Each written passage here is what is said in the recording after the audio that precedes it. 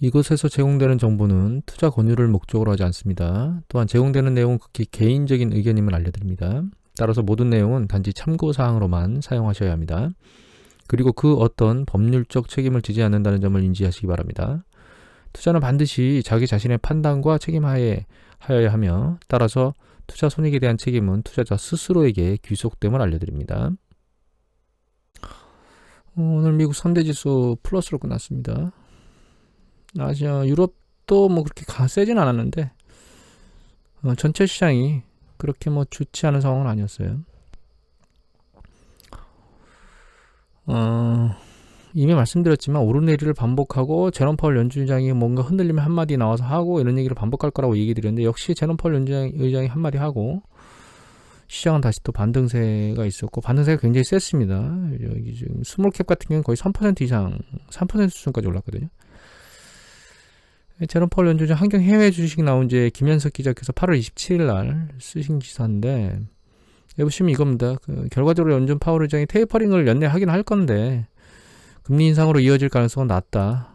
뭐 이런 얘기를 하고, 그 다음에 이제 인플레이션이 일시적일 거다, 이런 얘기를 하는 거예요. 결과적으로 이제 일정 부분 테이퍼링에 대한 시장의 영향력은 이제 사라지고 있다, 이렇게 봐야 될 것 같습니다.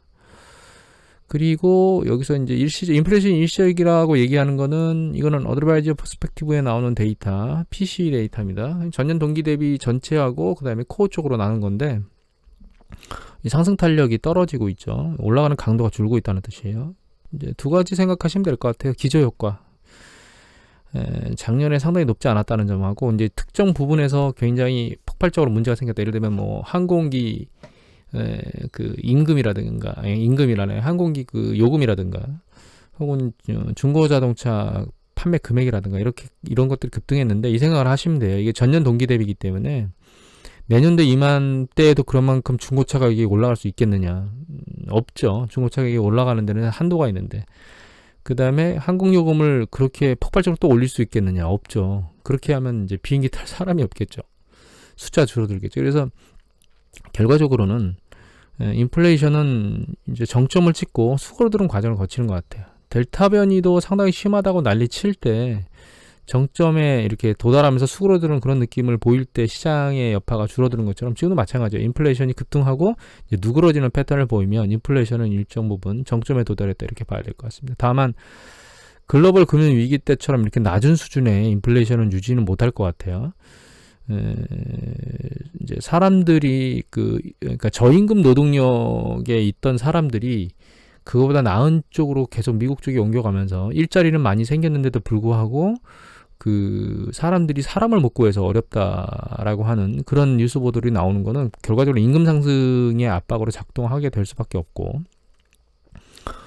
두 번째는 지금 부동산 가격이 굉장히 많이 올랐거든요. 그래서 결과적으로는 그것이 임차인들에 대한 주거비용, 거주비용으로 몰리게 될 거예요. 그것도 역시 추세적으로, 그러니까 임금하고 거주비용이 추세적으로 인플레이션의 압력을 줄 수 있다라고 하는 관점에서 보면 이렇게 낮은 수준으로 물가 상승률이 유지되지는 않을 것 같습니다. 향후에는.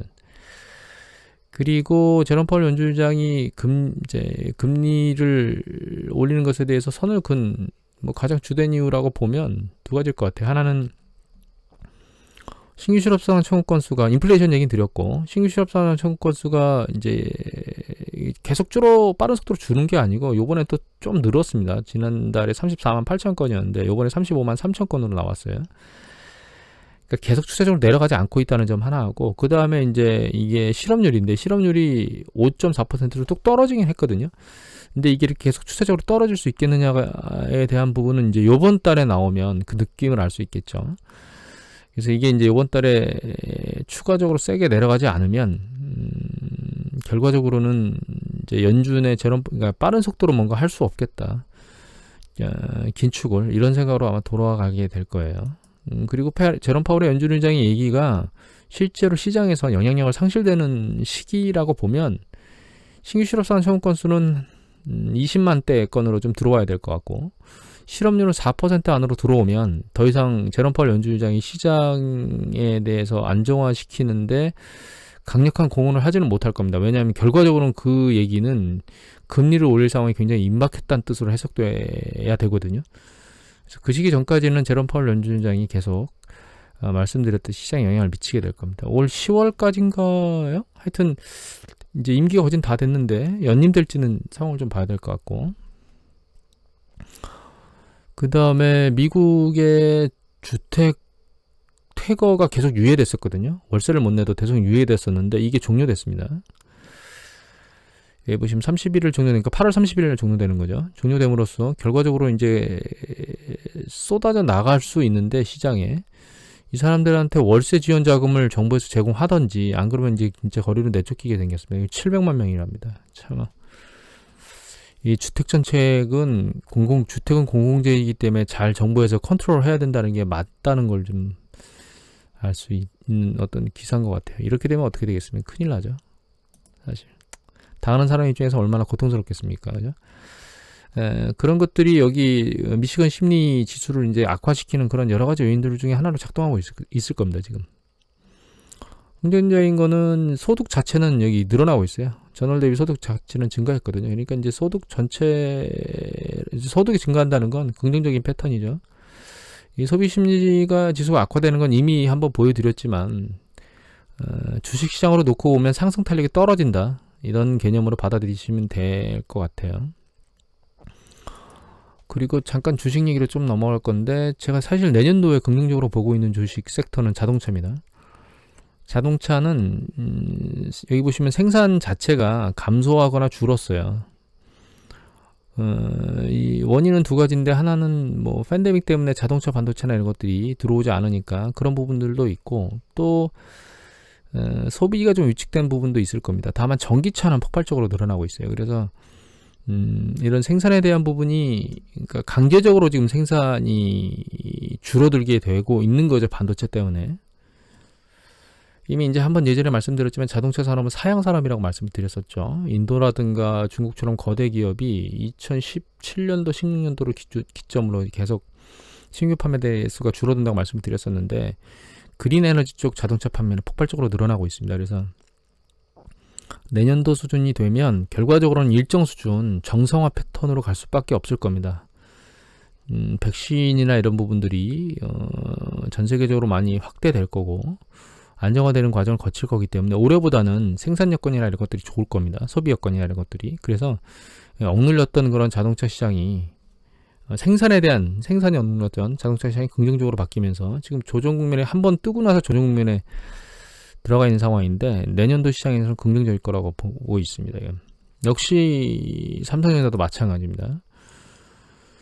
내년도 시작해서 제가 이거 3년 전 예전에도 말씀드렸지만, 빠르면 올 하반기, 늦으면 내년 상반기 넘어서 그때를 보고 타깃을 보고 투자를 해야 된다고 말씀을 드렸었는데, 그런 관점으로 삼성전자에 접근을 해야 될 것 같아요. 그리고 어떤 기사를 보니까 삼성전자 어떻게 돼요? 라고 어떤 투자 전문가한테 묻는 기사가 있던데, 저는 개인적으로 삼성전자는 이렇게 생각합니다. 일단 두 가지를 봐야 되는데, 삼성전자 과거에 어느 정도 많이 떨어졌었느냐, 기술적으로. 이 시기 고점하고 이 시기 저점이 한 30% 조금 넘을 겁니다. 이 시기 고점하고 이 시기 저점도 30% 좀 넘을 거예요. 패턴은 두 가지인 거죠. 흔들리는 과정이 있겠느냐, 급격히 내려갔다가 급등하는 패턴이 있겠느냐인데, 여기서 이제 급격히 내려간 이유는 여기 보시면 이 1차 조정이 상대적으로 약했어요. 그래서 반등이 약하고 추세적으로 밀어내렸거든요. 근데 지금 이런 패턴을 현재 보이고 있는 겁니다. 내려오는 정도가 미약하면서 추세적으로 밀려 내려오고 있는데 갑자기 급락을 한 거죠. 대규모로 털면서. 지금 현재 떨어진 게 한 23% 정도 되기 때문에 앞으로도 추가 여력 한 10% 전후 정도의 추가 여력의 하락 여력은 있다고 봐야 돼요. 지금 뭐 한 74,300원, 여기서 10% 빠지게 되면 한 67,800원 되겠죠? 그래서 6만원대 후반까지 밀릴 수 있다라고 하는 부분들을 머릿속에 감안하고, 오토바이 한 대가 지나갔네요. 요새는 새벽에 녹음할 때 매미가 안 옵니다. 슬프게도 매미들이 전부 저 세상으로 가셨나봐요. 안타깝습니다. 여하튼 그래서 이제 급락해가지고 추가적으로 한 10%의 조정 여력, 그래서 사실 정말 잘 잡으면 6만원대 후반대에서 잡을 수 있는 기회가 생길 수도 있다라고 하는 생각 가지고 계셔야 될 것 같고요. 조정은 이렇게 움직일 거냐, 아니면 조정받고 다시 세게 탄력을 받고 올라갈 거냐, 이 두 가지인데, 전 개인적으로는 이런 조정보다는 탄력받고 올라갈 조정, 최소한 전고점까지 올라갈 조정은 있을 거라고 보고 있습니다. 반등은 내년 중에 가장 주된 이유는 요거는 키움증권의 박유학, 김소원 애널리스트께서 내신 내용이고, 여기 밑에 보면 이제 반도체 재고하고 재고 동향이 있는데 이게 좋을 것 같으네요. 일단 이건 무슨 얘기냐면, 이게 이제 전체고, 이게 이제 서버 그 고객사들, 그러니까 반도체를 쓰려고 하는 고객사들 재고고, 요게 이제 공급업체들 재고인데, 지금 보시면 재고 수준이 이 서버의 재고 굉장히 많죠. 그러니까 이게 서버의 재고가 많아서 반도체를 더 이상 안 갖다 쓸 거다, 이런 얘기를 한다는 거예요. 그런데 중요한 거는 서버에서 재고를 많이 가지고 있는데 결과적으로 이 재고는 어느 순간에 물량을 빼겠죠. 근데 여기 보시면 D램 쪽에 공급사들 재고도 작아요. 과거 추세보다 훨씬 더 낮죠. 그래서 산업의 적정 재고 수준이 이 정도 수준인데, 산업상으로 보면, D램 산업상으로 놓고 보면 그 적정 재고 수준에서 현재 낮은 부분에 있다는 겁니다. 공급업체의 재고가 상당히 낮은 수준에 있어요. 그리고 지금 이거는 이제 연도별로 재고 수준인데, 연도별로 재고 수준이 지금 공급사가 낮거든요. 결과적으로 향후에 이 재고 수준이 일정 부분 빠지게 되면 현재는 D램에 대한 재고, 그러니까 지금 이게 급락한 이유가 현물가가 떨어져서 급락한 거거든요. D램 현물가가. 그런데 그거는 이제 서버사들이 재고를 잔뜩 쌓아놓고 있기 때문에 현물을 더 이상 사지 않고 있는 상황에서 그런 거고, 그러면 계속 물량이 나가면서 일정 수준 줄겠죠. 일정 수준 준다는 얘기는 결과적으로 다시 D램을 산다는 뜻이거든요. 그러면 D램 가격이 하락이 중단되게 될 겁니다. 그래서 그게 이제 그러니까 올 상반기, 하반기 내에는 그런 사이클 전환에 대한 시그널이 발생할 거라고 생각하고 있습니다. 그리고 그런 와중에 여기 TSMC가 반도체 가격을 인상했거든요. 현물 가격을 인상한 거와 똑같다고 보시면 되죠. 이 추세가 향후에 현물 가격에 어떻게 영향을 미치는지를 좀 봐야 될 것 같은데, 만약에 이게 현물가 하락에 저지를 작용하게 되면 삼성전자의 하락 추세나 이런 것들은 이 정도 수준에서 멈출 가능성이 굉장히 높고, 그렇지 않으면 추가적으로 아까 말씀드렸던 추가 하락의 여력이 존재한다고 보셔야 됩니다. 다만 여기 보시면 그 얘기가 기사가 나오고 나서 TSMC가 급등했거든요. 삼성전자는 사실 TSMC 플러스 애플이라고 봐야 되겠죠.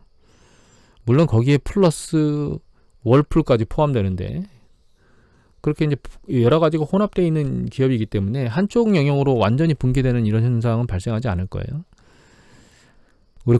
그런 측면에서는 이제 애플이나 TSMC가 더 위험하죠. 근데 이제 일정 부분 TSMC의 흐름 자체에서 상대적으로 반등의 정도는 미력하겠지만, 흐름 자체는 일정 부분 따라가게 될 겁니다. 그래서 다음 주에 일어나는 상황을 좀 봐야 될 것 같은데, 하락은 멈추고 약간 반등 모멘텀을 갖지 않을까, 이런 생각을 하게 됩니다.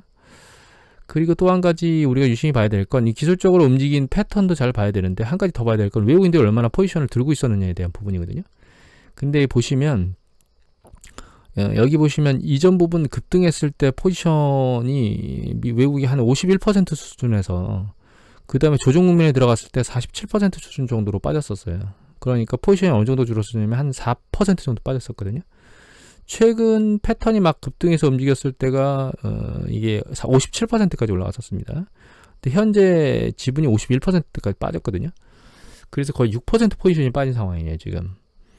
그래서 일정 부분 이제 상대적으로 그러니까 포지션을 줄이는 강도는 좀씩 줄 수밖에 없지 않겠느냐, 이렇게 생각을 하고 있고, 다만 외국인이 예전에 가졌던 포지션이 47%까지 낮은 수준까지 갔었던 적이 있거든요. 그래서 지금도 이 포지션이 추가적으로 한 47%까지 밀려 내려갈 가능성은 충분히 존재합니다. 그것 때문에 제가 사실은 이 조정이 10% 정도의 추가 여력이 있다고 보고 있는 거거든요. 그래서 이게 충분히 조정을 받았다면 그 생각까지는 안 할 건데, 최대치에서 조정을 받은 정도는 이미 충분히 조정을 받았다고 보지만, 과거 가지고 있던 총 보유 비중, 그러니까 과거라는 얘기는 한 10년 정도 추이해서 낮은 수준이 47% 정도 되기 때문에 아직 빠질 여력은 존재한다, 이렇게 생각을 하고 있어요. 그래서 정리를 하면 1차적으로는 외국인의 대규모 매도세나 이런 부분들은 약간 수그러들지 않을까, 다만 상황 추이는 좀 지켜봐야 될 것 같아요. 그런지 아닌지는 다음 주의 움직임을 보면 좀 느낌이 있지 않을까. 왜냐하면 TSMC에서 반도체 가격을 올린다라고 얘기가 나왔고, 그로 인해서 TSMC의 가격이 반등했음에도 불구하고 삼성전자의 움직임이 미약하다면 그거는 좀 문제가 있다는 거죠. 추가 하락에 대한 그 가능성이 열린다는 뜻이기 때문에 그렇게 지켜봐야 될 것 같고, 그게 제대로 잘 반등의 여러 개의 모멘텀을 잡으면 일단 바닥은 형성된 게 아닌가 이렇게 생각을 해봐야 될 것 같아요. 그리고 개인적으로는 올 하반기, 그러니까 제가 아까 계속 지금까지 말씀드렸던 게 빠르면 올 하반기, 늦으면 내년 상반기나 중반기 좀 넘어서 늦으면 얘가 탄력을 받으면서 조금씩 머리를 들고 올라갈 것이라 보고 있습니다. 그래서 배트를 길게 잡고 액션을 움직이셔야 되고, 정말 싸게 잡는다 그러면 6만원대 후반대에서도 얘를 한번 잡을 수도 있다라고 생각을 하셔야 되고, 얘가 6만원대 후반에서 잡고 전고점을 가게 되면 한 50% 수익률 정도 내게 될 겁니다. 그런 관점으로 접근을 하시는 게 좋을 것 같아요. 포지션이 과도한 분은 사실 이도저도 못하는 상황이고, 포지션이 없는 분들은 제가 말씀드렸던 저가 매수로 조금씩 들어올 상황이 돼 있는 거고, 어중간한 포지션을 가지고 계신 분, 그러니까 추가적으로 포지션을 더 갖고 싶다라고 생각하시는 분들은 아까 말씀드렸던 6만원대 후반대 정도 되면 추가 매집 하시는 걸로. 지금 매집해봐야 이게 수익률 하락폭이 어중간하게 사신 분 같은 경우는 한 10% 중반대나 전후에서 이 손실률이 나 있을 건데, 그거 사봐야 포지션이 그렇게, 그러니까 그 희석이 잘 안 됩니다. 그 정도 가지고는. 그래서 추가적으로 하락 조정 받으면 그때 6만원대 깨지고 나면, 7만원대 깨지고 나면 그때 잡겠다라는 생각을 가지고 현금을 들고 있는 게 나으실 거라고 생각됩니다. 그리고 그 이외에 쿠팡 주식을 한번 더 보겠는데요. 쿠팡 보시면 이 30달러대가 깨졌습니다. 3% 폭락했거든요. 폭락? 뭐 지난번에 세게 빠졌으니까 이 정도는 폭락이라고 볼 수는 없긴 하지만, 그에 비해서 이마트는 가격 움직임이 상대적으로는 그렇게 약하진 않아요. 그래서 어제 제가 어떤 주식을 어떻게 접근해야 되냐라고 사는 얘기들을, 그러니까 위험 관리를 먼저 생각하고 투자를 해야 된다는 말씀을, 쓸데없는 얘기였나요? 하여튼 허황되게 막 이것저것 얘기를 드렸는데, 이것도 역시 그런 관점에서 생각해보면, 사전에 투자할 때 고민을 했다면 이런 부분까지 빠지는 정도에서 지금은 굉장히 심각하실 거예요. 이거 만약에 가지고 계시다면 얘를 계속 들고 있는 게 맞는 건지, 아니면 다른 유통업으로 갈아타는 게 맞는 건지. 왜냐면 쿠팡은 미국에 상장돼 있지만 결국은 국내 유통업체거든요. 그럼 국내 유통업체에 다른 걸로 갈아타는 게 맞는 건지, 지금 현재 물타기라는 게 맞는 건지, 이런 고민에 빠져 있으실 거예요. 좀 쉽지 않은 결정을 하셔야 될 상황이 된 거죠. 쿠팡은 포트폴리오 자체도 온라인 유통으로 들어가 있는데 절대적 우위도 점유하지 않고 있는 상황이고, 그 다음에 매출은 증가하고 있는데 증가하는 매출에 따라서 적자도 증가하고 있잖아요. 이런 기업들은 상당히 구조가 안 좋은 기업입니다. 많이 팔기만 하면 뭐합니까? 적자가 늘어나는데.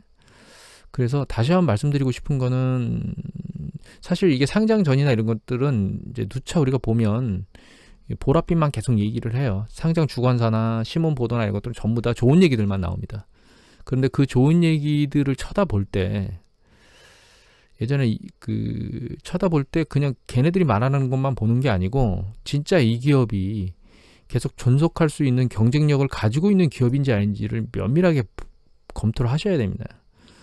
그래야 이런 문제가 발생했을 때 실제로 여기서 물타기를 하고 들어가는 게 맞는 건지, 장기 보유를 물타기 안 한다 하더라도 얘를 장기 보유할 수 있는 대상인지 아닌지를 결정할 수가 있게 되는 거거든요.